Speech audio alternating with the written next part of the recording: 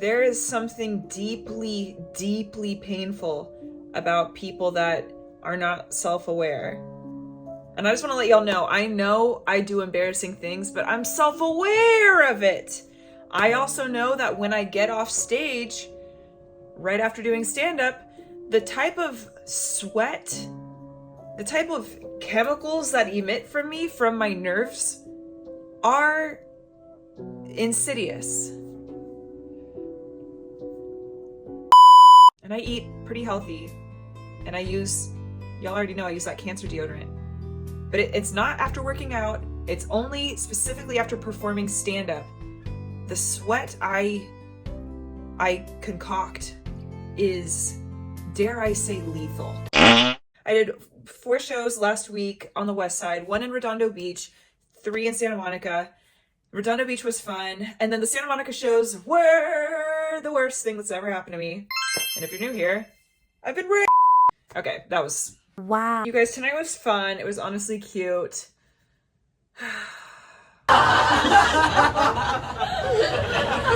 I'm working out these jokes on my family, about my family, but me family is not gonna fancy them. So I'm at a bit of a moral dilemma. But y'all heard of like Jeanette McCurdy's mom, how she just like was like pushing her into show business? If my mom wasn't so drunk, not anymore, but during my childhood, ooh, glug, glug, glug. If my mom hadn't been such a boozing Betty, I was going to be giving Jeanette. Which honestly, Mom, it's like, what is this lighting? Why did I decide to record one of these at 1 in the morning? What the time is it? Oh good, it's 2 a.m.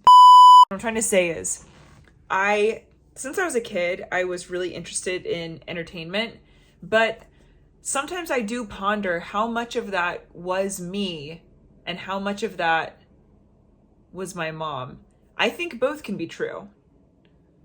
One day I'll talk about that silly little girl, but right now is not the time. There's a helicopter going over my apartment because there's a goddamn murderer on the loose. I know you guys are jealous. God, I'm kind of like all humored out right now because I had a show tonight. I was making haunted videos and editing all day. Burned out, but in a good way, and I'm grateful to be burned out. I'm not trying to be complaining, but I'm just a little fried. Also, I'm a little self-conscious about making these goddamn videos. I needed to shake it off, but I don't really see, and maybe I am not as vigilant as I fancy myself to be, but I'm not really seeing my other peers make content like this in like a YouTuber-esque way, and it's still very humble beginnings. So I'm like, should I like delete these and just stop? Like, is this like, am I committing social suicide? A little bit. Now look, I am a little bit, but low-key, these have been kind of just fun. It's like a chaotic podcast. Now, why do I need to hear myself talk? Well, you can take a peek at my childhood for that, sweetie. Okay, that's the thing though about doing these alone. I'm either like unhinged or it just gets dark. Let me try to keep it light. This is one of my comedy notebooks and it just says, cuck. What joke was that? Actually, what joke was that? I feel like the deeper I get into my 30s, I'm only 31, so everyone calm down. You seem younger. Something bad happened to me when I was young and my brain crystallized. That's the trauma. Okay. Kate said this on a podcast we did with our buddy Ahmed, like, I think that was like a month ago or 2 months ago. And she was just like, honestly, the best piece of advice someone ever told me was, if you want to do something but you're terrified, just do it anyways. Do it scared. Because to do it scared is better than to not do it at all. And I was like, I really love that. Because I really have struggled with shame for like most of my life, which is a fun side effect of growing up with alcoholics. And I think it's just also in my makeup. Like I'm just naturally like very like shy, timid person, which I don't think comes across from online because I seem legit wild as sin. And I think I am kind of wild like when I'm comfortable with people, but in my day-to-day, honey, scared, shy, and dare I say, quiet. I've just been like forced myself to like put myself out there. Honestly, you want to know what's really helped? I can't believe I'm going to talk about this, but it's 2 a.m. and we got to talk about something, baby. That's the vlog. What I gotta say is this even a vlog, or things just like me talking to a camera? I can't. But something that has enriched my life in a way that I could never have foreseen is doing musical improv. My entire life, I've loved to sing. Not in a way where I'm like, I've never been like, oh, maybe I could be a singer. Like, never, nothing like that. But just like, it's always just brought me joy. Like, and also everyone in my family sings too. It's just like, we just are always, like, growing up, like, we were always, like, as chaotic as sin as that household was, there was like so much levity in the house. I think it's because we all have the intimacy issues.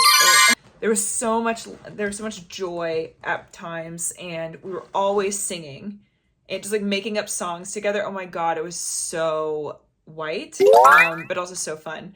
And yeah, I just have always loved to sing, but I just have, it's like been something I've been very insecure about. And my family has made comments to me. Okay, so like growing up, my family was like, you know, we were always singing and whatnot. But then there came a turning point where they turned into goddamn haters on me. And they told me to stop. They would always be like, God, Jesus Christ, shut up. And I'm like, oh.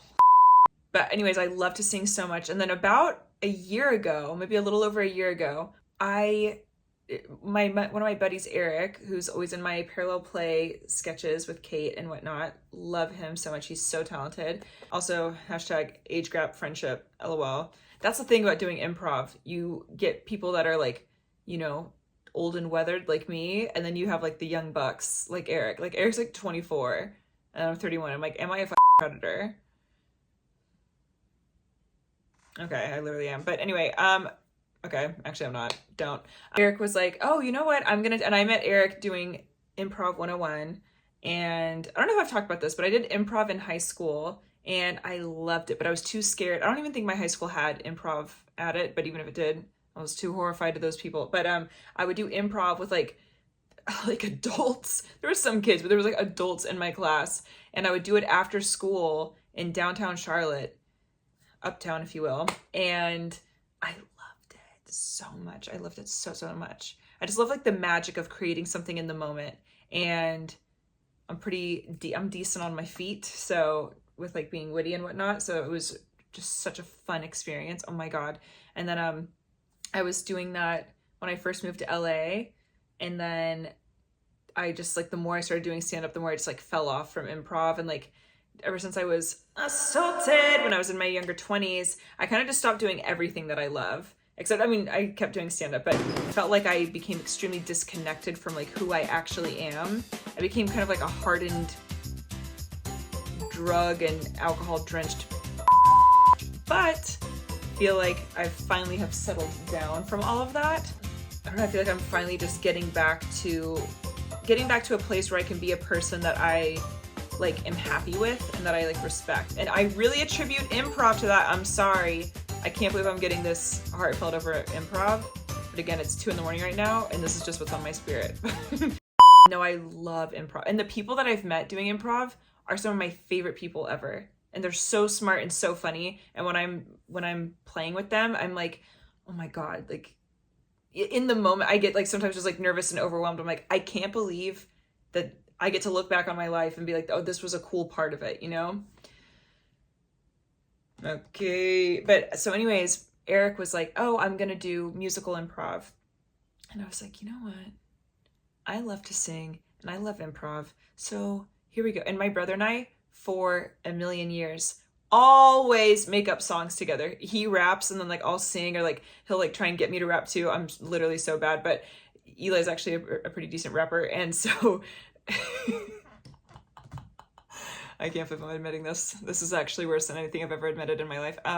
But so I started doing it, and I would have panic attacks when I was first doing musical improv, like almost crying, and I'm like, oh, like maybe I shouldn't be doing this. But then like once I got over this like insane stage fright, you know, this is only like a year ago. So it's like, I can do stand up in front of people, that's fine. But then like the second I get in front of like 6 people to do musical improv, I'm like, oh my God, take me out with a hammer. Like I can't do this.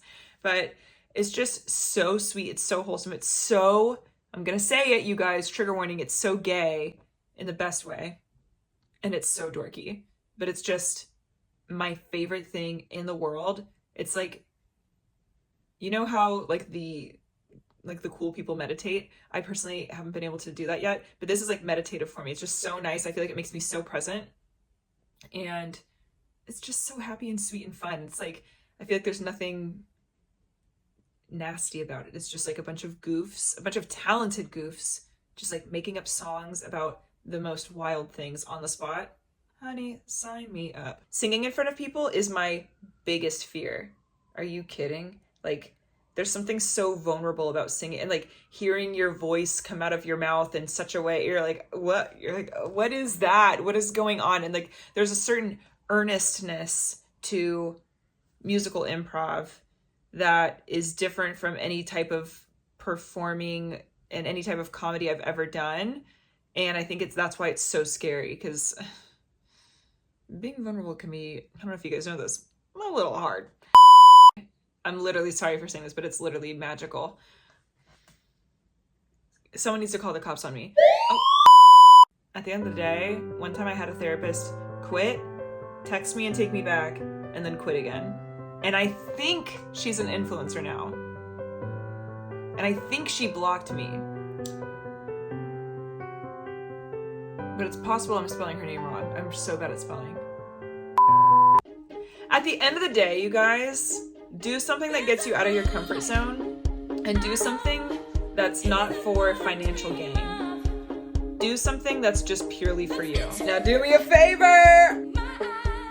30 hertz straight. I came over last night.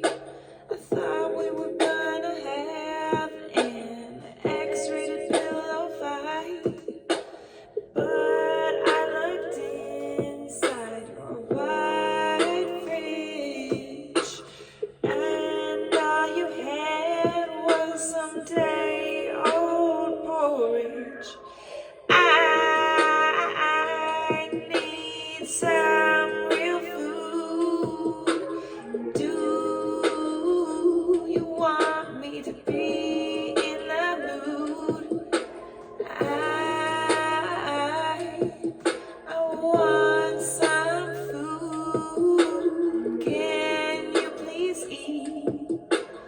Please, my dude. 30 hertz straight. You offered me a plate of lettuce that let me know that this night was getting ahead of us. I wanted some cookie dough.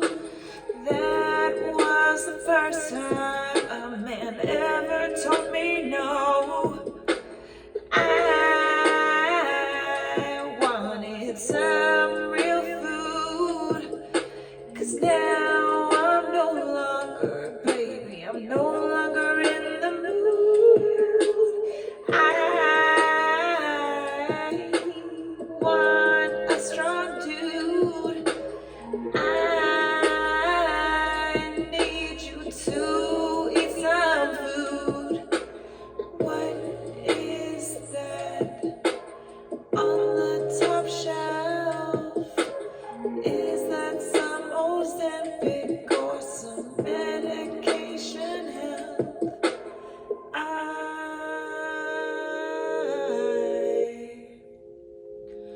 don't want any pills.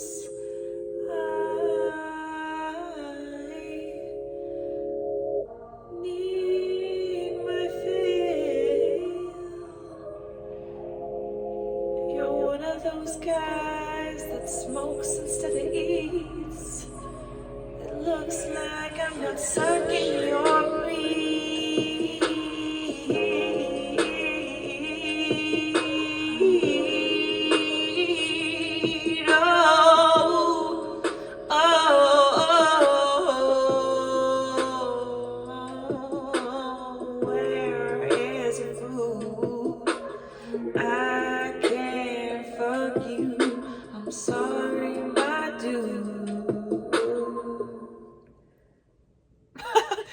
Anyway, I've spent over $2,000 on musical improv classes in the last year, and it's helped me not want to commit suicide.